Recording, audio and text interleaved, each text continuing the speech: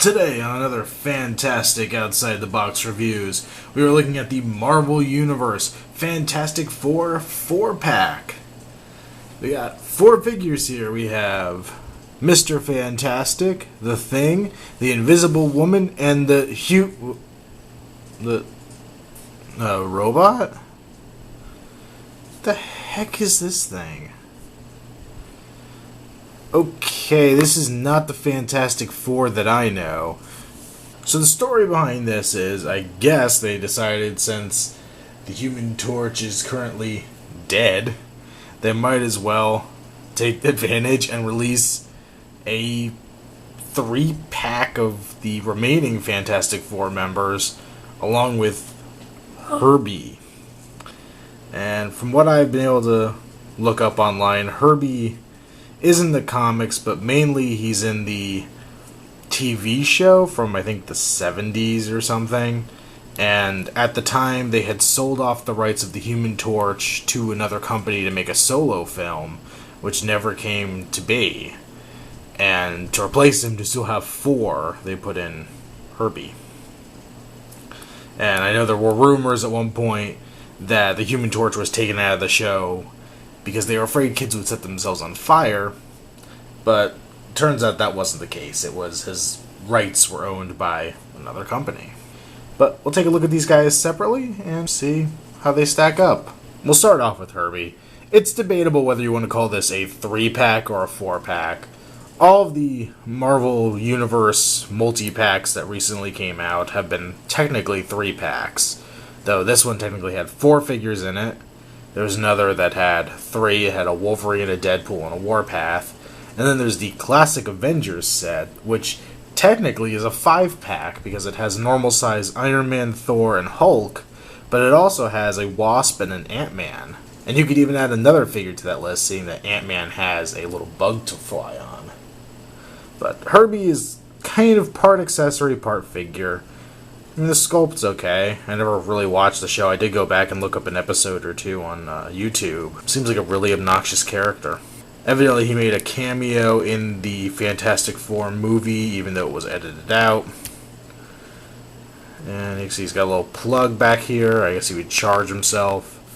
His little 3 little rocket boosters or something, which he stands okay. You gotta kind of balance him out so he doesn't tip forward. Indented circle in his chest, and his only real articulation to speak of is a ball-jointed head. It's an interesting character to add. I guess if you want to do 3-packs, and you want to do an incomplete Fantastic Four, you could do worse than adding this in, I guess. I don't know. I'm not thrilled about it. Next, we'll take a look at Sue Storm. Really disappointing that this is not a translucent figure, though I've seen pictures, I don't know if they're real or not, of a variant pack that I've yet to actually see anywhere, where I think this leg and this arm are translucent.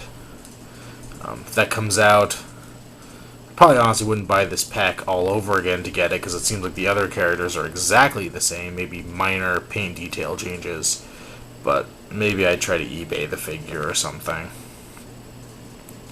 This is the first female Marvel Universe figure I've ever gotten. And it's not bad, actually. I think it's better proportioned than some of the DC Universe figures. The head doesn't have a whole lot of detail to it. It's okay.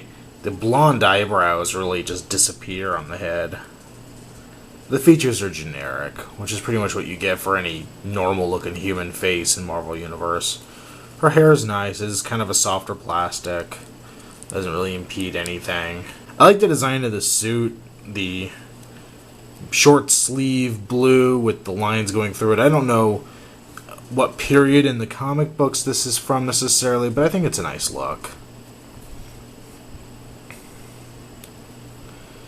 Now, I do not think, or at least I've never seen another Invisible Woman Marvel Universe figure out there. This may be the first. I could very well be wrong as well. I know every other member of the Fantastic Four has gotten a previous release. For articulation, her head is on a ball joint, as is her upper torso. She can rotate at the waist, Pin and socket arms, great range of motion. Bend at the elbow, rotate the wrist.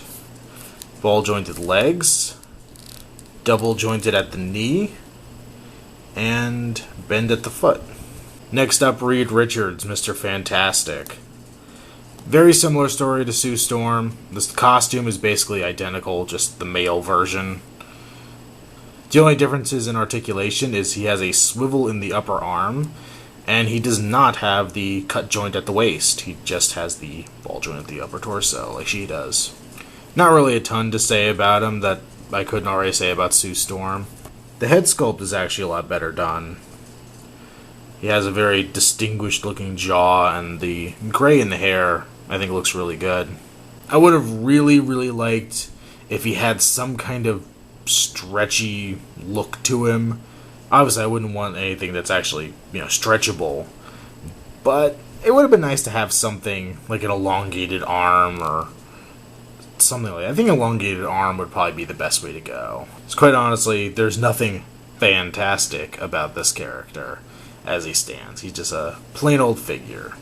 And I know he's come out at least once before in the comic 2-pack with Ultron, and it was the same kind of deal. He was just a stock standard male figure.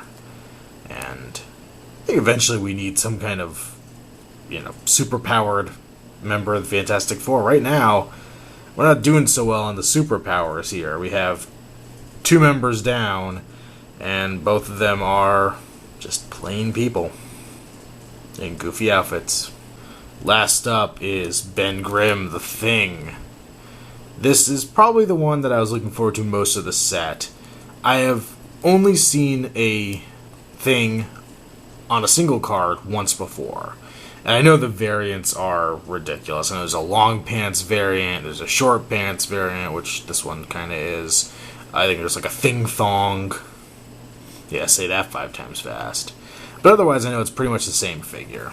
But not having a chance to get my hands on one before, I was really happy to finally get one, and a good time to get one in a multi-pack like this. The sculpt on him is pretty nice. I think I do prefer him with the shorts on. Pants would be okay. I'm glad I didn't get the thong version.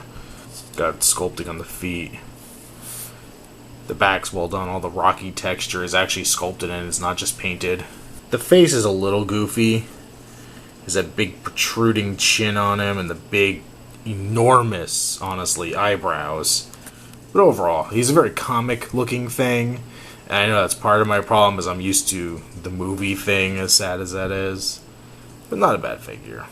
For articulation, his whole head and neck swivels. I really wish we would have had a ball joint of some kind here. I think it would have made things a lot nicer. The rotation ball joint in the torso. Pin and socket arms. Bend slightly, not a lot of bend in the elbow, but also rotation. Rotate the wrist. Kind of have a joint similar to the movie series of Marvel figures, where you have the grooved part that's also swivels up in the upper leg. Does not provide a great range of motion. You really can't do much with it. The knees are a single jointed bend and swivel, and you could swivel at the foot. Something that really surprised me is I had assumed that the Thing mold would have been very much like the Hulk mold. But if we bring in a Hulk here, we can see it is much larger. So even though it shares the same kind of articulation and look, it's completely different as far as size goes. And even the normal bigger figures, and kind of the way they're doing the new Hulks now, like a Thanos, is even still a different size. So as far as I know, the Thing is kind of a shape unto himself in the Marvel Universe. So now we got the 3 members of the Fantastic Four assembled. Just for comparison's sake, and need to complete this, I'm going to bring in the Flame-On Human Torch. And as I said before, a little bit of a disappointing set with these 3, because there's little in the way of superpowers. The Thing is the only one who has any sign of power.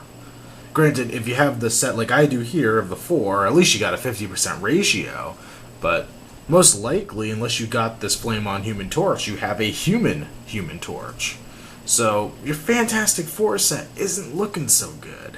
However, I think it's a decent way to get the characters. If you haven't picked them up along the way, I could recommend it just by that factor, that you won't have them and you could pick them up, and it is a very iconic family group in the Marvel Universe.